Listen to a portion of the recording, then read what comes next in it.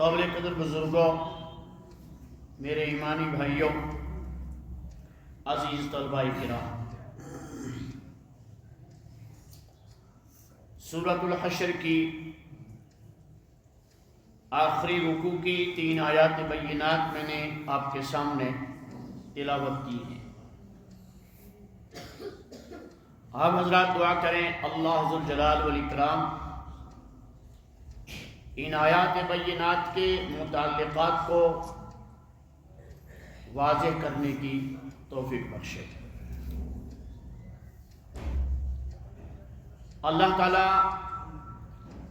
اس آیت میں، جو اس رکوع کی پہلی آیت ہے، اس میں اللہ تعالیٰ ایمان والوں کو مخاطب فرماتے ہیں، یا ایھا الذین آمنوا، اے ایمان والے لوگوں، حکم ہوتا ہے اتقوا اللہ، اللہ سے ڈرو،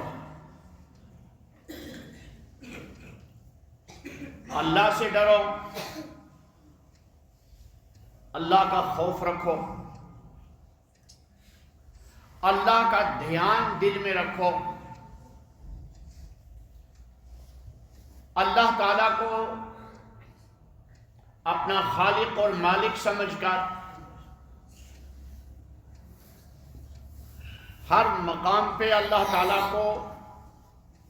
حاضر و ناظر سمجھو۔ جب اللہ ذوالجلال والاکرام کو ہر مقام پہ حاضر سمجھیں گے، موجود سمجھیں گے، تو گناہ کا خیال یا گناہ کی طرف نہیں لپکو گے۔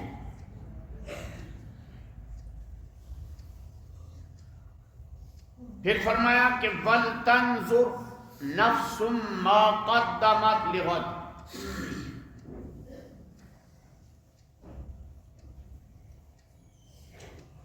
چاہیے کہ ہر نفس، ہر جان دیکھ لے، غور کر لے،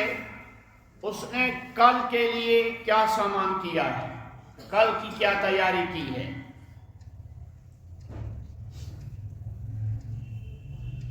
آخرت کی زندگی کے مقابلے میں یہ دنیاوی زندگی جو ہے، یہ صرف ایک دن کی حیثیت رکھتی ہے۔ اس آیت میں جو فرمایا،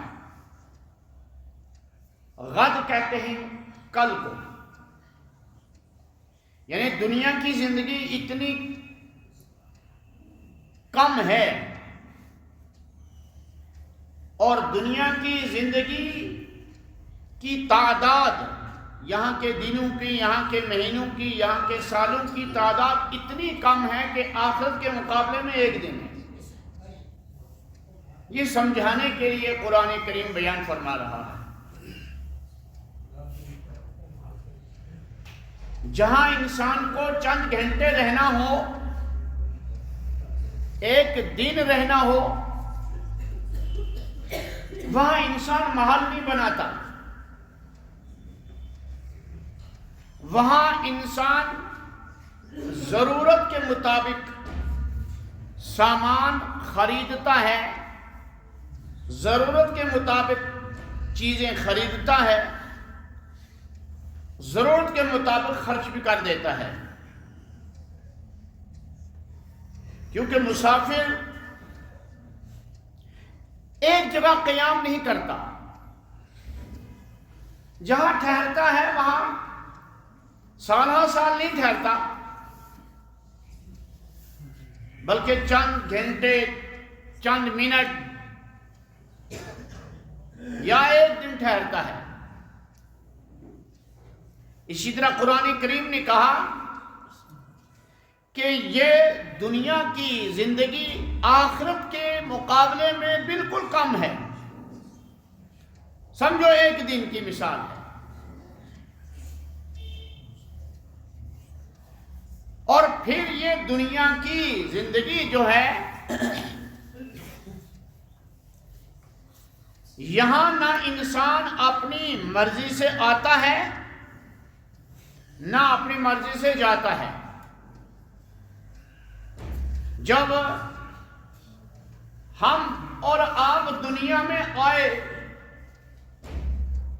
ماں سے جنم لیا، تو ہمیں کوئی پتہ نہیں تھا، ہمیں کسی کا حکم معلوم نہیں، ہمیں اپنا کوئی ارادہ نہیں اور کوئی علمیت نہیں کہ ہم دنیا میں آ رہے ہیں، کوئی ارادہ نہیں. یہاں آ کے پھر مختلف منظروں سے گزرتا ہے. بالکل بچپنا ہے، ماں کا محتاج، باپ کا محتاج، تربیتوں کا محتاج، پھر تعلیم کا محتاج، پھر مسائل ہوتے ہوتے ہوتے ہوتے چلتے چلتے زندگی میں ایک مرحلہ آتا ہے، نکاح کیا جاتا ہے، بال بچے ہو جاتے ہیں. کوئی پتہ نہیں، کچھ تو پیدا ہوتے ہی ادھر سے آئے ادھر سے چلے گئے، بچہ پیدا ہوتے ہی چلا گیا. کچھ جوانی کے عالم میں چلے گئے، کوئی پتہ نہیں. سڑک چل رہے ہیں، راستہ چل رہے ہیں اور اللہ کا حکم آ گیا تو چلے گئے. گھر میں بیٹھے ہیں، کھا پی رہے ہیں، اللہ کا حکم آ گیا چلے گئے. تھوڑے سے بیمار ہوئے، اللہ کا حکم آیا چلے گئے. اللہ بچائے کو حادثہ ہو گیا، اس حادثے کا شکار ہو کے چلے گئے. تو نہ یہاں آدمی اپنے ارادے سے آیا، نہ اپنے ارادے سے انسان جائے گا. آیا بھی اللہ کے حکم سے اور جا بھی رہا ہے اللہ کے حکم سے. کسی نے کیا خوب کہا ہے، آئی قضا لے چلی، آئی قضا چلے لے چلی چلے، اپنی مرضی سے نہ آئے نہ اپنی مرضی سے گئے. یہاں دنیا میں لانے والی ذات بھی اللہ کی اور یہاں دنیا سے واپس لینے والی ذات بھی اللہ کی. تو یہ دنیاوی زندگی کی جو عمر ہے، ایک تو ایک آگے، آخرت کے مقابلے میں یہ ایک دن کے برابر بھی نہیں، اتنی بھی نہیں. آخرت کی زندگی طویل زندگی ہے. اور قرآن مجید میں، احادیث نبوی صلی اللہ علیہ وسلم میں تو یہ مسئلہ بیان کیا ہوا ہے وضاحت کے ساتھ کہ یہاں سے تو جانا ہے لیکن وہاں سے کوئی واپسی نہیں ہوگی. یہ کسی آیت میں نہیں ہے، نہ کسی حدیث پاک میں ہے، نہ کسی علماء نے یہ مسئلہ بیان کیا ہے، نہ کسی فقیہ نے یہ مسئلہ بیان کیا، کیونکہ ہے ہی نہیں یہ مسئلہ، اس کا وجود ہی نہیں ہے کہ وہاں سے واپسی ہوگی. تو گویا کہ عبدالآباد کی زندگی ہے. تو قرآن کہہ رہا ہے کہ وَلْتَنْظُرْ نَفْسٌ مَا قَدَّمَتْ لِغَدٍ. انسان کو چاہیے اس نے کل کے لیے کیا تیاری کر رکھی ہے. یعنی کل قبر میں جانا ہے، قبر سے پھر ایک وقت کے بعد اٹھ کر حشر میں جانا ہے، پھر خدا ذوالجلال والاکرام کی ذات کا سامنا ہونا ہے.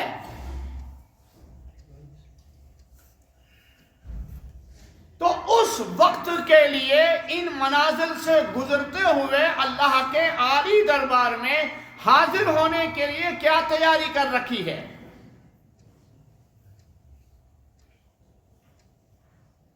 بندہ اپنے گھر سے سفر کرتا ہے، دوسری ریاست میں جاتا ہے، دوسرے ملک میں جاتا ہے، باضابطہ تیاری کے ساتھ جاتا ہے. سوئی دھاگے تک کی چیز بھی، یعنی چھوٹی سی چھوٹی چیز بھی اپنے سامان سفر میں رکھ لیتا ہے اور سفر شروع کرتا ہے. خود بھی اس مسافر کو واپسی کا یقین ہے اور اس کے اہل خانہ کو بھی واپسی کا یقین ہے کہ یہی پگتائیں واپس، یا یہ سال گزرنے کے بعد واپس آئے گا۔ ایک سفر ہے، اس سفر کو آپ سب جانتے ہیں کہ اس سفر پر جانے والا مسافر، نہ تو مسافر کو یہ یقین ہے کہ میں واپس آؤں گا، اور نہ مسافر کی جو تیاری کرنے والے ہیں ان کو بھی یہ پتہ نہیں ہے کہ یہ مسافر واپس آئے گا یا نہیں، اور اس سفر کا مسافر آج تک واپس نہیں آیا۔ اگر وہاں کی تیاری کر کے بندہ گیا کہ بندہ کا عقیدہ ٹھیک تھا اللہ کی ذات کے متعلق،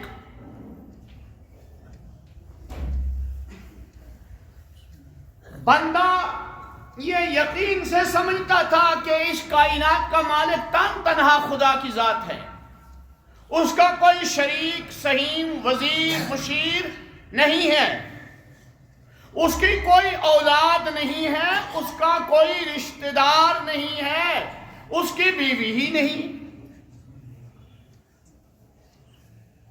وہ ہر جگہ کائنات میں ہر جگہ موجود ہے۔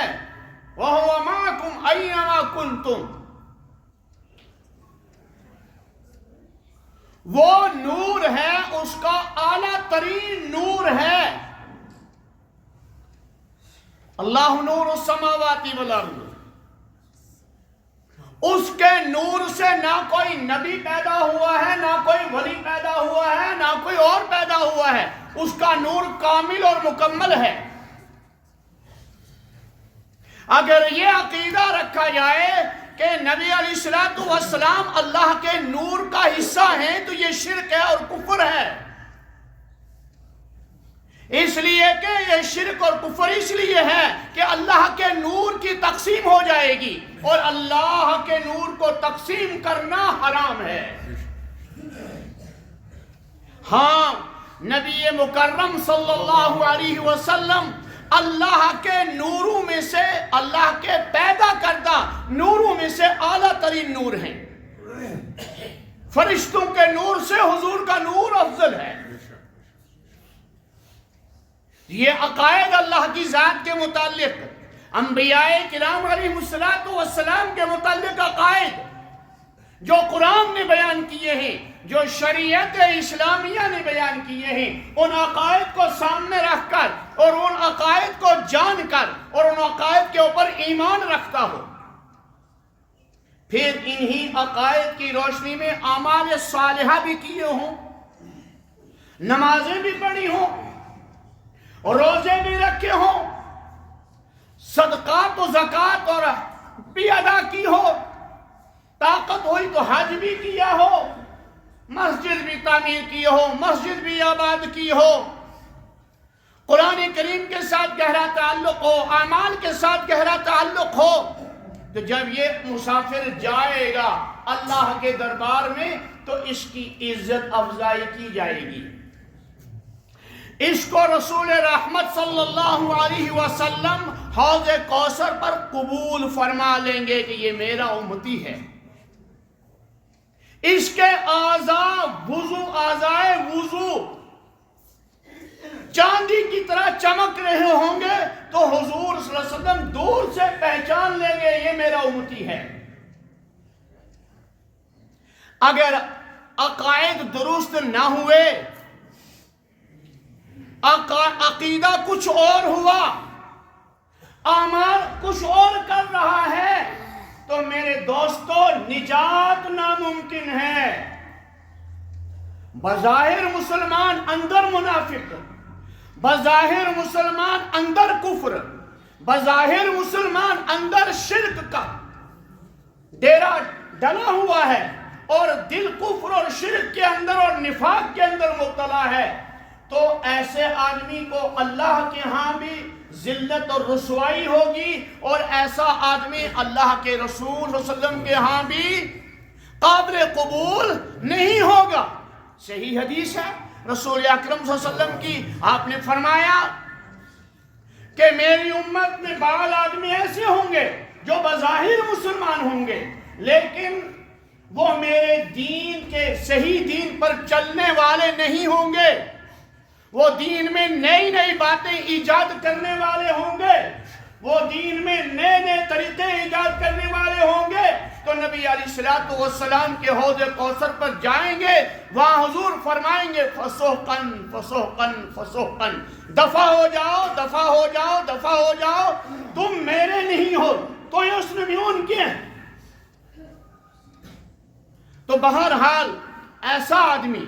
جس کے عقیدے درست نہ ہوں اور عقائد کی روشنی میں اعمال بھی درست نہ ہوں، ایسا آدمی وہاں جا کے کہے گا وَقَالُوا سَمِعْنَا، کہے گا کہ ہم بھی تو سن لیا، رَبَّنَا إِنَّنَا أَبْصَرْنَا وَسَمِعْنَا، اے ہمارے رب ہم نے دیکھ لیا، اچھو وچھس وَسَمِعْنَا بالکنوت بولس، اوئی اس گئی غلطی، فرجعنا نعمل صالحا انا موقنون، اس کر بھئی واپس دنیا اسمان، اس کرو تک نیک عمل صالح عمل، انا موقنون، اس زبردست یقین لو باعث ہوئی، ایسا ہوئی یقین، ایسا ہوئی یقین، شوز وقت کیا اس سیدھا راستہ کیا تھا، صراط مستقیم والا راستہ کیا تھا، پیغمبر دو عالم صلی اللہ علیہ وسلم نے کون سا راستہ صحابہ کو سکھایا تھا، امت کو کیا دے کر گئے تھے حضور رحمت دو عالم صلی اللہ علیہ وسلم، کون سا مذہب کون سا دین دے کر گئے تھے، کون سا مبارک طریقہ دے کر گئے تھے، ہم اس سے ہٹے ہوئے تھے، اسکر سے واپس اسکرو بے عمل۔ اللہ فرمائیں گے او نامرادو اب کون جائے گا دنیا میں، اب تو میرا آرڈر نہیں ہے دنیا میں جانے کا، وہ ایشو سیود وقت توئی جہنم، اب تمہیں جہنم میں داخل ہونا ہے، جنت تمہارے لیے حرام ہے، تو نے میرے محبوب دو عالم صلی اللہ علیہ وسلم کی حیات مبارکہ کے اندر، ان کے مبارک طریقہ کے اندر نئی نئی چیزیں ایجاد کی تھی، تم اس لائق نہیں ہو، جاؤ دفعہ جہنم میں، جنت سے لائق شروع تو ہی وہیں کے ہیں۔ سمجھنا چاہیے اس آیت میں یہ کہا جا رہا ہے وَلْتَنْظُرْ نَفْسٌ مَا قَدَّمَتْ لِغَدْ، ہے وشو تو یا سو پڑھ تو ایک کس بات پر شو پکان، یہ بادشاہ تو ہی پاگا جہنمس نش بچایا کہ نہ جہنمس نش کے داخل، تم دیکھ لو کل کے لیے کیا تیاری کی ہے تم نے، تو وہ راستہ جو پیغمبر دو عالم صلی اللہ علیہ وسلم کی شریعت کے اور سنت کے خلاف ہوگا، وہ راستہ عند اللہ قابل قبول نہیں ہوگا۔ سمجھنے بات آپ، خلاف پیغمبر کسے راہ گزید، نہ ہرگز بمنزل نہ خواہد رسید، جو آدمی بھی پیغمبر دو عالم صلی اللہ علیہ وسلم کے راستے کے خلاف چلے گا، یعنی نبی اکرم صلی اللہ علیہ وسلم کے بیان کردہ طریقہ کے خلاف چلے گا، وہ ہرگز منزل پر پہنچنے والا نہیں ہے۔ اس فرماون شیخ سعدی رحمت اللہ علیہ ایک جگہ وہ فرماتے ہیں ترسم بکعبہ نہ رسی، اے مسافر ترسم بکعبہ نہ رسی کی راہ کہ تو میں روی بترکستان است، اے دنیا کے مسافر، اے محمد عربی صلی اللہ علیہ وسلم کے نام لیوا، اے محمد عربی صلی اللہ علیہ وسلم کے عاشق، اے محمد عربی صلی اللہ علیہ وسلم کے محب، مجھے ڈر ہے تو کعبہ نہیں پہنچے گا، بات ہے کہ نہ کعبہ سنش نہ ترسم بکعبہ نہ رسی اے عربی کی راہ کہ تو بھی روی بترکستان است، تم نے جو راستہ اختیار کیا ہوا ہے ایشو ترکستان کی بات ہے، شکایت بات ہے کعبہ سوچے، کعبہ جانا ہے نا تو کعبہ کا راستہ اختیار کرو، اور کعبہ والا راستہ رسول رحمت صلی اللہ علیہ وسلم کا راستہ ہے، اس سے ہٹ کر جو راستے ہیں وہ ترکستان جانے والے ہیں، بخارا اور سمرقند جانے والے ہیں،